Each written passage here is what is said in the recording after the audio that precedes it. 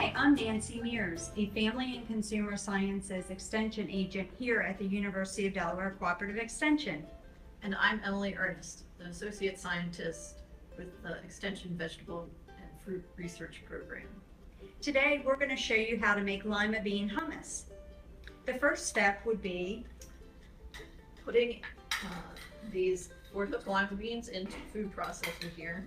They have already been cooked until they are nice and soft, and then the water has been drained off of them. And then next we're going to put in about a third cup of tahini, which is a sesame paste or like a sesame butter made from sesame seeds. Then the next thing is a 1/2 cup of lemon juice. And next up we have 1 teaspoon of salt. And then 2 to 3 cloves of garlic crushed. The garlic crust here.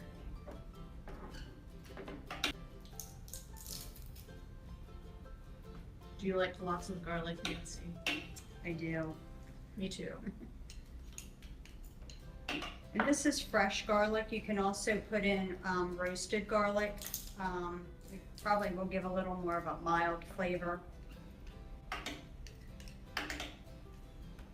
And what are some other things you could put in your hummus, Emily, to add to it? Like roasted red pepper. Yes, I put some sun-dried tomatoes on it afterwards sometimes, olives. Next, we're just going to turn on the food processor and you're ready everything together. You have to pulse it a couple times just to bring everything into the middle.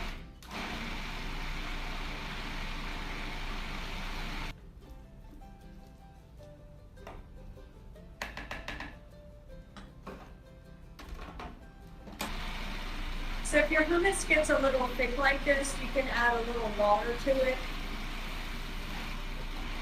while the food processor is still going to make sure that you get the desired consistency.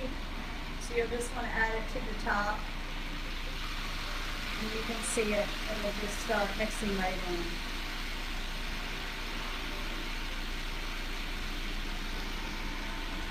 If you don't have a food processor at home, you can also use a blender, or if you want a chunkier style hummus, you can use a hand mixer.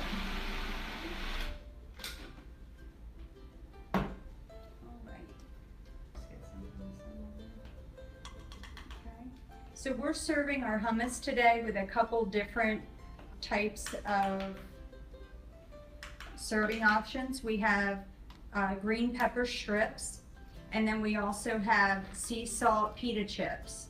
And then you want to dress the top of your hummus with just a splash of olive oil.